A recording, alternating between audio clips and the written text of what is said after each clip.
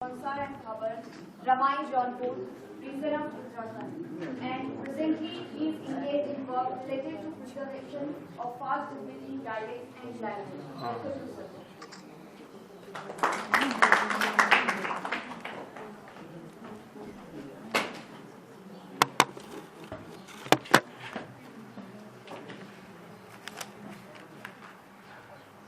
मेरा जो विषय है ये विषय जो तमाम किस्म की जातियां हैं हमारे उत्तराखंड में, उनका सांस्कृतिक इतिहास किस तरह से हुआ विकसित, इस पर है। और इस विषय को हम इसका कोई मेथोडोलॉजी इस तरह से समझाने की नहीं है। कोई ऑब्जेक्टिव जैसे विज्ञानों को आप समझा सकते हैं उस तरह से भी नहीं समझा सकते। इसमें इस विश्लेषण ही इसका हो सकता है। तो देखें कैसे क्या क्या हुआ। मैं पढ़ता हूँ, ये आलेख है मेरा, और थोड़ी सी भाषा ये मेरी दूसरे किस्म की है। आप सब समझते हो, कठिन आसान है, कठिन नहीं है। तो संस्कृति इतिहास, उत्तराखंड की मंदिर जातियों के वैविध्य का सांस्कृतिक इतिहास। आज के उत्तराखंड में पश्चिमी सीमांत में बहने वाली पावर और टोंस नदियों के तटवर्ती भूभागों से लेकर पूर्वी सीमांत की काली नदी के किनारे तक फैले हुए भूगोल में अनेकानेक जनजातियां हजारों वर्षों से रहती आई हैं। उनकी तुलना में ब्राह्मण और क्षत्रिय जातियों का आगमन हाल का है। उनके आगमन काल को हम आज से 600 वर्ष पूर्व से लेकर अधिक से अधिक 400 वर्ष और आगे ले जा सकते हैं। आर्य और आर्येतर नस्ली विभाजन की दृष्टि से यहाँ पहले से रहती आई हुई जातियां आज आर्यों के चौथे वर्ण में मिली हुई हैं। ये वर्ण आप जानते हो, वर्ण व्यवस्था, जाति और वर्ण व्यवस्था बहुत डीप रूटेड है हिंदुस्तान में। जब हमारा संविधान बना तो सब जानते हैं इसको, यह सोचा गया कि जाति के बंधन को हम तोड़ेंगे। और जो गणतांत्रिक हमारी पद्धति हुई है, आप जानते हो, बहुत विभिन्नता है। और देखा गया कि ये जितना हम धर्मों को इसको जोड़ेंगे, हटाएंगे, ढीला करेंगे, उतना ही हम मॉडरेट डेमोक्रेसी मत देने का हमको जो अधिकार बना दिया। लेकिन ऐसा हो नहीं रहा है, उल्टा हो रहा है। जातियां की तरफ पूरा जनतंत्र चला जा रहा है, आप देख रहे हो चुनावों में। अब लेकिन जातियां रहेंगी, भले ही वैसे मिट जाएं, मिटनी चाहिए, लेकिन अध्ययन तो होगा, अध्ययन होता रहेगा जातियों का, क्योंकि हिंदुस्तान डीप रूटेड है, एकदम तोड़ नहीं सकते। जो बहुत विकसित देश हैं, जहां प्रजातंत्र बहुत विकसित हो गया है, वहां तक ये लोग कहते हैं कि बराबरी कैसे आएगी हिंदुस्तान में, जो देश जातियों में बटा हुआ हो। तो उस दृष्टि से सोचने बिताने कैसे हुआ ये देखो। आर्य और आर्येतर के नस्ली विभाजन की दृष्टि से यहाँ पहले से रहती आई हुई जातियां आज आर्यों के चौथे वर्ण में मिली हुई हैं। इन जातियों को हम विभिन्न हुनरों के में दक्ष उन शिल्पों के नाम से पहचाने वाली जातिवाचक संज्ञाओं के नाम से पहचानने के आदी हैं। जैसे लोहे का काम करने वाला लोहार, तांबे का काम करने वाला तमता, भवन निर्माता भूल, बढ़ई का काम करने वाला बाढ़ी, चांद पर बुनाई करने वाला चणाल, ढोल बजाने वाला ढोली, बाजा बजाने वाला बाजगी, हुड़का बजाने हुड़का हुड़किया, झूम झूम कर नाचने गाने वाला झुमरिया, जैसी कितनी ही जातियां उस वर्ग में आज दाखिल हुई हैं। उनकी सैकड़ों उपजातियां हैं। एक ही उपजाति के ऊंच नीच के भेद से 50 भेदाभेद हो जाते हैं। ऊंची समझे जाने वाली जाति का नीची जाति से और नीची जाति समझे जाने वाले का ऊंच जाति से रक्त मिश्रण भी बराबर होता आया है। मिलन के दैहिक, सामाजिक, सांस्कृतिक रूढ़ियों के निर्वाह, जीविका के लिए अपरिहार्य, सुरक्षा के लिए जरूरी अनेक कारण होते हैं, उसमें हमें नहीं जाना है। यह मिश्रण सदियों से चलता आया है और हमारी आज की सदी में भी चालू है। भाषा, समाज शास्त्र और मानव वंशों के लिए किए गए अध्ययनों से पता चलता है कि ये जातियां अपने भौगोलिक विस्तार में सिर्फ उत्तराखंड में ही नहीं अपितु अपने विस्तार में उतने विस्तार में फैली हुई हैं जितने में हिमालय की श्रृंखलाएं हैं। धरती से हर हिस्से में विभिन्न मानव वंशों के झुंड जीविका के बेहतर संसाधनों की खोज में हर युग में घूमते रहे हैं। पुराने समय में यह घूमना बृहत्तर देश और काल की सीमाओं में होता था, वैसा घूमना आज भी जारी है, जबकि देश सीमाओं में बंद हो गए हैं और एक से दूसरे देश में रहने का काल भी निर्धारित हो गया है और मनुष्यों की प्रायः सभी नस्लें कहीं न कहीं अपने अपने ठौरों में थिरा गई हैं। फिर भी वे तीव्र गति से घूमती फिरती हैं और उनका गंतव्य और प्रत्यागमन निश्चित होता है। पहले ऐसा नहीं था। उत्तराखंड में बसी हुई और जीवन निर्वाह के साधनों की ढूंढ में आती हुई जातियां आर्य जातियों के चतुर्थ वर्णों में मिलती गई, जबकि चारों वर्णों में श्रेष्ठ माने जाने वाली जाति के लोगों का आगमन बहुत बाद में हुआ। आज हम उन मूल जातियों की किताबों में ही संदर्भित हुआ पाते हैं। यदि उनका उल्लेख किताबों में न हुआ होता तो हम उनके नाम तक नहीं जान पाते। कुछ जातियां तो ऐसी हैं जो सामाजिक विकास क्रम के संदर्भ से कटकर मनुष्य भी नहीं यही रही, अपितु अलौकिक प्राणियों के रूप में पुराणों में वर्णित हुई मिलती हैं। कुछ जातियां मूर्तिकला, स्थापत्य, शिल्प के कला अभिप्राय के क्षेत्र की चीजें ही होकर रह गई। जीवित समाज में उनकी संस्कृतियों के अवशेष आज मात्र ढूंढने खोजने की चीजें हो रह गए हैं। ये अवशेष भाषाओं के शब्दों में, सांस्कृतिक परंपराओं में, कुछ ऐतिहासिक स्मारकों में रह गई हैं।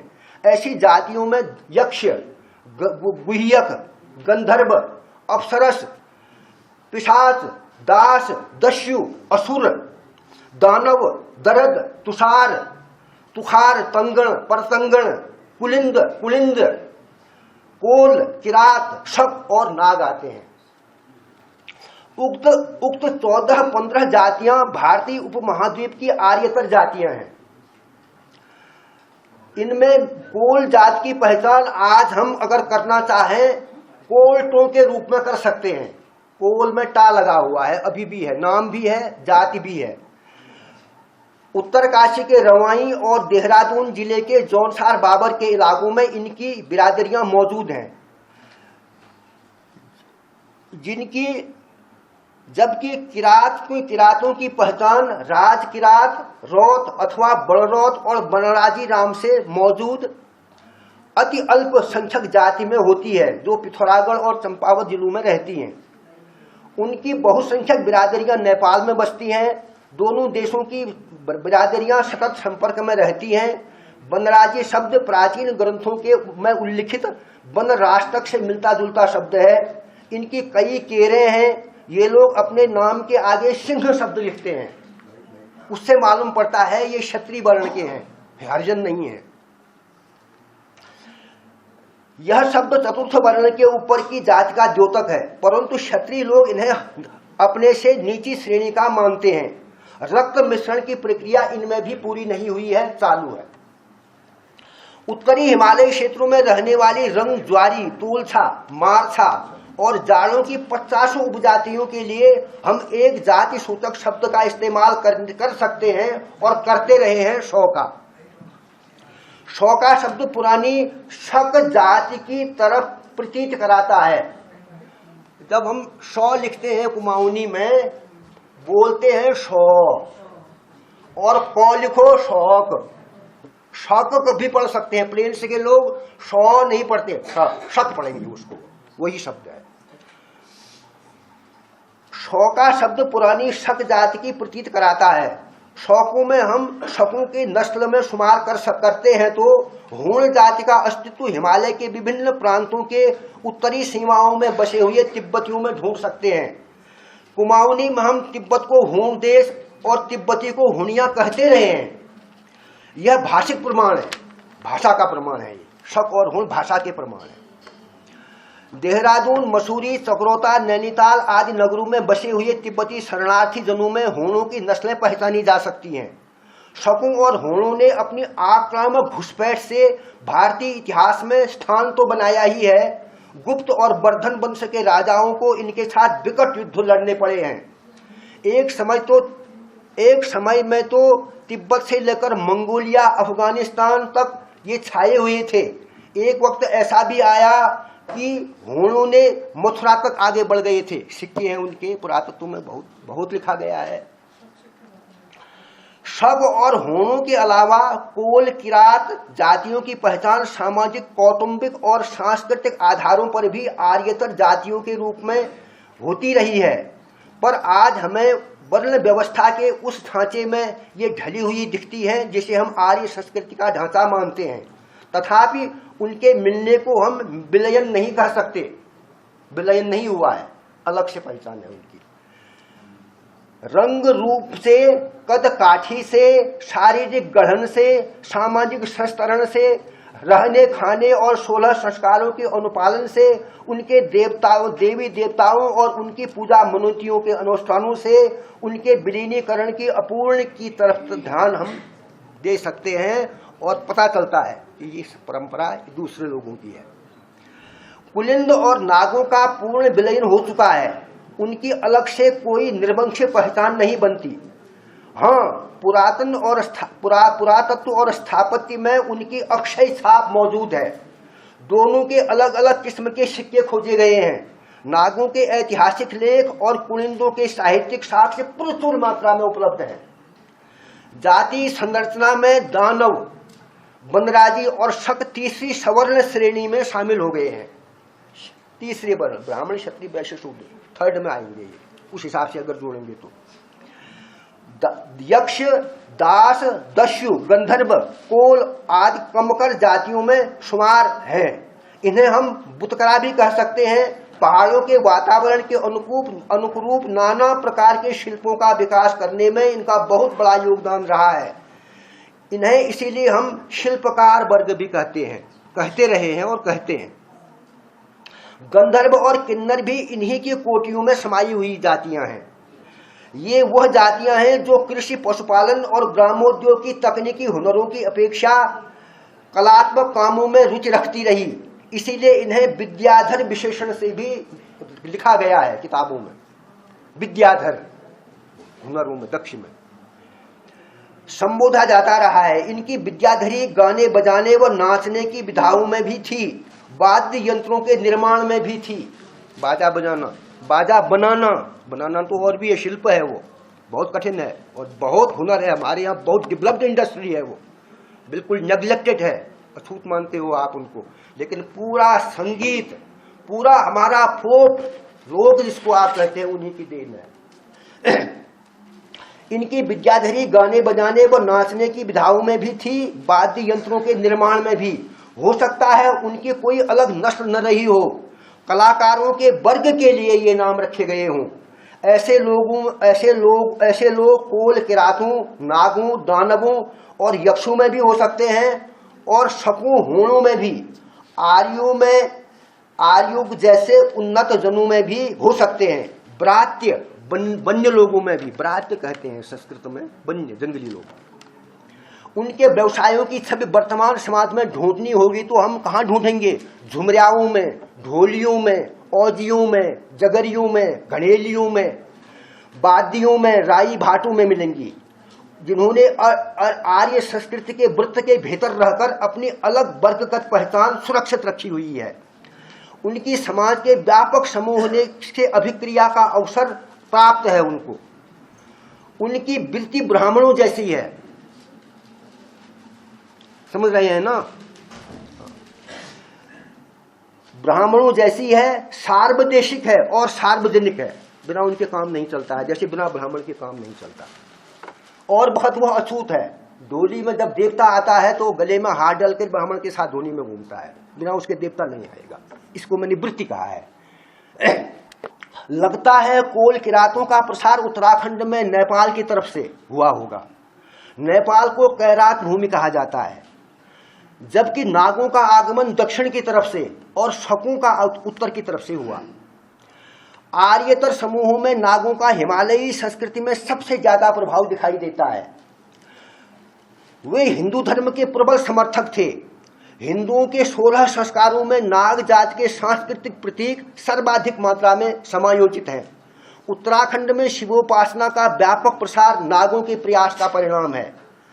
लिंगों को तराशने और शिवालयों के निर्माण के लिए वे अभियान चलाते थे। गंगा नदी की मूर्ति के रूप में परिकल्पना नागों ने की थी। यहाँ के पारिवारिक सामाजिक रीति रिवाजों में नागों की संस्कृति की छाप है। लोकगीतों में, गाथाओं में, पुराकथाओं में, पुराणों के आख्यानों में, लोक देवताओं के स्वरूपों में, व्रतों में, पर्वों में, पूजा मनौतियों में, भित्ति चित्रों में, थापों में, ऐपड़ों में नागों की संस्कृतियां हैं। सिंदूर लगाती हैं स्त्रियां नाग, अहिबात कहते हैं संस्कृत में। अहि माने सांप, सांप की पूजक थे। पान नागों की खेती थी। तमाम चीजें हैं। आर्यों की आनुवंशिकी में शुमार उपयुक्त जनजातियों के समूहों के ऊपर सबसे विशाल समुदाय परिगणित हुआ खस या खसियों का। इस जाति की पहचान उनके पूरे गौरवात्मक अतीत के साथ अकुंठ रूप से अगर कहीं ढूंढनी हो, जौनसार बाबर में, जौनपुर में और रवाई में आज भी सुरक्षित है। बड़े गौरव के साथ खस, नतिया खसिया का हारून बड़ी किताब में लिखा है, नतिया खसिया। विलय उनका अभी अच्छा, जौनसार बाबर, जौनपुर, रवाई के इलाकों में कुमाऊं में खसिया कौम का मिश्रण राजपूत क्षत्रियों में होता रहा है। पूर्णतः विलय उनका अभी नहीं हुआ है। वे क्षत्रियों से निचली सीढ़ी के माने जाते रहे हैं। इस हीनता ग्रंथि से वे अपने को खसिया कहलाने में तिरस्कार समझते हैं। इसी मुलाहजे से अब लोग इस शब्द का प्रयोग करने से बचते हैं। गढ़वाल में खसिया शब्द का व्यवहार ज्यादा सुनने को मिलता है। वहां के ब्राह्मण कहते हैं कि वे संकल्प में गढ़वाल को खस मंडल कहते रहे हैं। गांव स्थानों में नामों की सूची बनाई जाए तो सैकड़ों नाम खसों के नामों से नामित मिलेंगे। जौनसार बाबर में खसियों में खसिया बामन भी होते हैं, खसिया ठाकुर भी होते हैं। दोनों में प्रायः ब्याह शादियां भी हो जाती हैं। द्विजत्व की निशानी माने जाने वाला जनेऊ न ये पहनते हैं न वो पहनते हैं। दोनों जातियों के अलगाने के लिए व्यवहृत खसिया बामन या खसिया राजपूत जैसे शब्द सुनने को मिलते हैं। खसिया जाति उत्तराखंड में ही नहीं, कश्मीर से लेकर असम तक सभी हिमालयी राज्यों में फैली हुई है। उत्तराखंड में उनका प्रवेश पश्चिम से हुआ माना जाता है। कश्मीर की चित्राल घाटी में खसों के मूल मुख्य स्थान को खसाल नाम से जाना जाता है। कश्मीर में आने से पूर्व वे कहाँ थे, इस पर काफी लिखा गया है। संभव है खस समुदाय आर्यों से पूर्व कश्मीर में आ गया हो। रंग, रूप, बनावट, काठी और कुबत में ये आर्य नस्ल के हैं। शास्त्रों में लिखा हुआ है कि आर्यों के क्षत्रिय वर्ण के ही लोग थे। कुमाऊं के ब्राह्मणों का यह आम कथन है कि क्षत्रियों की पंगत से खिसक गए, इसलिए खसिया कहलाए। कहते हैं यहाँ लोक सिद्धि है। कश्मीर का आदि अक्षर जो है कश्मीर कभी खो रहा, खसमीर था। मीर माने देश, खस माने खसों का देश। खो का को हो गया, कश्मीर हो गया। खस शब्द दर्द और हूण भारतीय समाज शास्त्रियों की दृष्टि से कभी उछल नहीं हुए। बहुत लिखा गया है, बहुत लिखा गया है शास्त्रों। कश्मीर से उनका समुदाय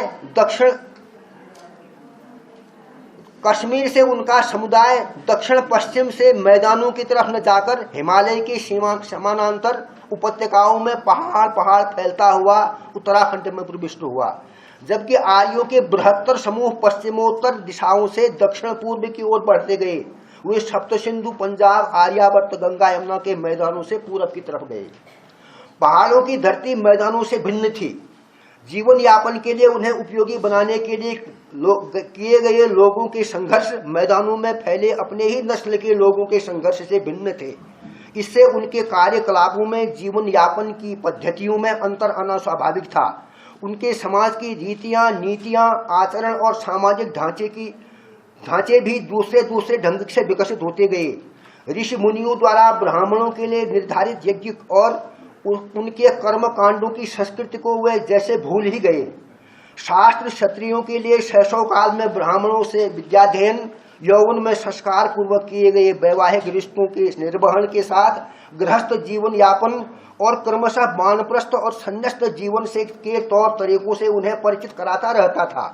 वे भले ही 4 आश्रमों की पद्धति के अनुसार जीवन को संचालित करने में कामयाब न रहे हों, यद्यपि तथापि उनकी श्रेणी व्यवस्थाओं के आदर्शों की स्मृति उनकी जाति स्मृतियां बनकर पीढ़ी दर पीढ़ी सजीव चलती रही। खसों में इन स्मृतियों का सर्वथा लोप हो गया। किरात भिल्लों की तरह दरद खस लोगों में न जनेऊ पहनने की परंपरा बची, न यज्ञ यागादि आयोजनों की। उनके ब्राह्मण भी उन्हीं जैसे असंस्कारी हो गए। उनके पति पत्नी संबंध बड़े ढीले ढाले हो गए। सतीत्व रखने की प्रथा तो विलुप्त ही हो गई। इसीलिए श्रुति स्मृति पुराणकारों ने उन्हें वृषल कहकर असंस्कृत असभ्य लोगों के उस वर्ग में डाल दिया जिसमें आभीर, पुलिंद, पुलकश आदि जातियां परिगणित थी। वर्णाचार, यज्ञानुष्ठान, 16 संस्कार व विधि निषेधात्मक सामाजिक सांस्कृतिक अनुशासनों में बंधवाने की जिम्मेदारी ब्राह्मण वर्ण की थी। उनकी संगत छूट जाने से मिली उन्हें यह अवर पंक्ति स्मृतिकारों ने लिखा, शनकस्तु क्रियालोपात इमा क्षत्रिय जातयः वृषलत्वं गतालोके ब्राह्मणा दर्शनेन च। तमाम लिखा हुआ है, बहुत लिखा हुआ है। उन्हें अशीलाचार, असंस्कृत, अंधकार में रहने वाले और आदर्श क्रियाओं से विरत रहने वाला कहा गया है। बीती सहस्त्राब्दी में, अब इससे पहले आप जाएं, बीती सहस्त्राब्दी के शुरू में जगत गुरु शंकराचार्य ने उत्तराखंड में वैदिक ब्राह्मण धर्म के पुनरुद्धार का कार्य किया। तब तक यहाँ बौद्ध धर्म के प्रचार का जाल फैल चुका था। आचार्य शंकर का उद्देश्य तमसावृत जातियों को वेद वेदांत के उजाले में लाने के साथ साथ बौद्ध विद्वानों के तिब्बत की तरफ से हो रहे पलायन को रोकना भी था। जगत गुरु ने ज्योतिर्मठ की यहाँ स्थापना की। उनके पीछे पीछे दक्षिण से भारतीय दर्शनों के व्याख्याता आचार्य कर्मकांडों के निष्णात ब्राह्मणों का उत्तराखंड में आने का सिलसिला शुरू हुआ। वैष्णव धर्मों के कितने ही आचार्य प्रचारक व्यास पंडित यहाँ आए। भागवत संप्रदायों के न जाने कितने ही अनुयायियों ने यहाँ पौराणिक देवताओं के मंदिरों का निर्माण कराए। पूजानुष्ठान तीर्थ व्रतों के प्रति रुचि उत्पन्न की। वैदिक यज्ञों के साथ पुराणों के पारायण यज्ञ होने लगे। हर जगह विष्णु विष्णु विष्णु होने लगी। इसी तरह जातियों के पवित्रण का माहौल निर्मित होता गया। श्रीमद् भागवत ने उल्लेख किया, किरात, हूणांध्र, पुलिंद, पुलकषा, आभीर, कंका, यवना, खसादयः अन्येन्ये च पापा विपदास्त्रयाश्रुता विश्वच्छन्ति तस्मै प्रभु विष्णवे नमः। श्रीमद् भागवत का वो है भूमिका है। शुद्ध करो इलाके को, शुद्ध करो, शुद्ध करो, बौद्धों से शुद्ध करो। आज आप जम्मू कश्मीर में बौद्ध देखते हो, हिमाचल में बौद्ध देखते हो, नेपाल में बौद्ध देखते हो, अरुणाचल में बौद्धों को देखते हो, सिक्किम में देखते हो। उत्तराखंड में एक भी बौद्ध स्तूप कहीं है? एक भी बौद्ध का कोई निशानी है यहाँ? कहाँ गए वो सब? इतना जबरदस्त अभियान चलाया। बद्रीनाथ में ही क्यों करनी पड़ी जगत गुरु शंकराचार्य को? देखा ना, बहुत बड़े अभियान चले और परिणाम यह हुआ कि वैष्णव संस्कृति फैली। 16 संस्कारों का प्रचार हुआ। कुमाऊं में आप देखते हो हर घर गायों का गोठ यज्ञ कुंड बना। हर घर में जनेऊ जो कंपलसरी हो गया कि नहीं, बिना विवाह के बिना जनेऊ के विवाह हो ही नहीं सकता। और गोठ को यज्ञशाला कहते थे। कितना प्रचार हुआ, संस्कारों में कितना ऋण हो गया। आज भी हम बड़ा अच्छा समझते हैं जनेऊ कराओ। कितना बड़ा अभियान चलाया ये। उत्तराखंड से बौद्ध धर्मानुयायियों का तो नामो निशान ही मिट गया। खसों का कुमाऊं में ऐसा संस्कृतिकरण हुआ कि उनकी हर गौशाला यज्ञशाला बन गई। चूडाकरण, कर्णवेद, अक्षरारंभ, उपनयन, समावर्तन कर्मों को मिलाकर व्रतबंधन संस्कार की नींव पड़ी। उसे यज्ञ की तरह आयोजित किया जाता रहा। विवाह भी एक यज्ञ माना गया। यज्ञ 8 प्रकार के विवाह हैं शास्त्र में। और आज कोई नहीं जानता, ब्राह्मण भी नहीं जानते, लेकिन ब्राह्म विवाह की विधि से विवाह होता है। शोर शराबे में ब्राह्मण की आवाज कोई नहीं सुनता, ब्राह्मण भी मूर्ख हो गए हैं, लेकिन ब्राह्म विधि पता नहीं कहां से लाए शास्त्र और कितनी व्याख्याएं की। आपस्तंभ बोधायन कहां से गृह सूत्रों को ढाए बने। धर्म और न्याय की जो मूल ग्रंथ है, जहां से डेवलपमेंट शुरू हुआ, संविधान, वहां से आए और कितना फैला हमारे यहाँ, गजब का है, बहुत गजब का है। इधर हमने एक खुराफात करी है, जो हमारे शकुनाखर हैं गीत। शकुनाखर कितने होंगे? शकुनाखर को मैं लोक गीत नहीं मानता इस अर्थ में जिसमें जैसे हमारे तांतरी है, न्योली है, भगनौल है, हथजोड़िया है, बालूबंद है, नामन है, छूड़ा है, ये लोकगीत। इस तरह के लोकगीत नहीं है, वो अलग है। और कितने हैं? बहुत हमने कोशिश की कई वर्ष से, तो 52 से ऊपर हैं, 128 से कम है, अलग है वो। तो उसकी लाइट में हमने फिर किया, तो ये उसी किताब की भूमिका के बतौर हमने ये लिखा छोटा सा आलेख, उनको हम काम कर रहे थे, वो एक आएगी, उसका हमने नाम ही रखा है सांस्कृतिक अभियान, उत्तराखंड के सांस्कृतिक अभियान और वृत्ति। वृत्ति माने चाहे वो जागर गाने वालों की हो, चाहे ब्राह्मण की हो, चाहे वो हुड़किया बोल गाने वालों की हो। और उसमें फिर हमने संस्कार गीत जो ब्राह्मण स्त्रियां गाती हैं, वो क्षत्रिय ठाकुरों में नहीं थे, वो अब हाल वो ब्राह्मणों की चीज वहां पहुंच रही है। तो उसमें फिर ध्यान हमारा गया कि जनजातियों में कितने हैं ये, तो जितनी किताबें, जितने संकलन किए हैं लोगों ने, संकलन नहीं कर रहे हैं लोग, संकलन करना चाहिए, संकलन करना चाहिए चीजों का ना। ज्ञान हमारे यहाँ ये किताबों को सिस्टम छाप करके लाने का बहुत हाल का है। प्रेस कितनी पुरानी है हिंदुस्तान में, 150-200 वर्ष से पुरानी नहीं है वो, बाकी तो सब मौखिक था हमारे यहाँ। और अब भी कितना ज्ञान मौखिक है, जितने रिसर्च पेपर पढ़े जा रहे हैं सब मौखिक से ही तो आए हैं वो, चाहे मशरूम हो, चाहे दवाएं हो, चाहे वनस्पतियां हो, चाहे अन्न हो, चाहे ब्रीडिंग हो, चाहे पशु पक्षियां हो, नेचर से ही तो आया, नेचर है। ऐसे ही भाषाओं में जो मुख्य जबानी ज्ञान है उसको लिखना चाहिए। आप किसी भी पढ़े लिखे बच्चे से पूछो, वह जड़ से कटी हुई है हमारी एजुकेशन, जड़ से कटी हुई यूं है कि हमने उसको खेती के, वनस्पति की, गाय बच्चियों की, इससे तो दूर कर दिया ना, उससे तो हमने अलग कर दिया उसको। तो वो फंडामेंटल तो जानता ही नहीं है, उससे सीधे हमसे ABCD शुरू किया कि हमको नौकरी चाहिए, हमें वो मिल रहा है, ऐसा ट्रेंड बन गया ना हमारा। और जब वह करते करते पंतनगर से PhD कर लेता है, तब हम कहते हैं अब तुम बॉटनी पर, काफल पर रिसर्च करो। अब ये मेथोडोलॉजी आई, ये तरीका जो है ये विज्ञान ने आविष्कृत किया, ये पश्चिम के तरीके हैं, ये हमारा अपना तरीका तो है ही नहीं ना। ये तमाम बोलने वालों के दिक्कत में है, सब महसूस कर रहे हैं बुढ़े लोग इसको, हमारी चीज। कभी बिहार से लोग आए, उन्होंने गड़बड़ाया हमारा, अपनी भाषा, अपनी संस्कृति, अपना कानून, अपना चीज ला करके, कभी वो आया, कभी वो आया, कभी वो आया। अब तो प्रजातंत्र है, अब प्रजातंत्र में हम अपने आप खत्म कर रहे हैं। जनतंत्र हमारे यहाँ ये ठीक है, जनतांत्रिक है, और कोई तरीका नहीं हो सकता इस देश को शासन करने का। और बहुत बड़ा आबादी है, बहुत बड़ा है, तमाम दुनिया की आंखें हैं। पढ़ लिया आपने? पढ़ लिया, धन्यवाद। ऐसा है कि मैंने थोड़ा सा पूंजी का टाइम जो उन्होंने बचा दिया था वो आपको दे दिया।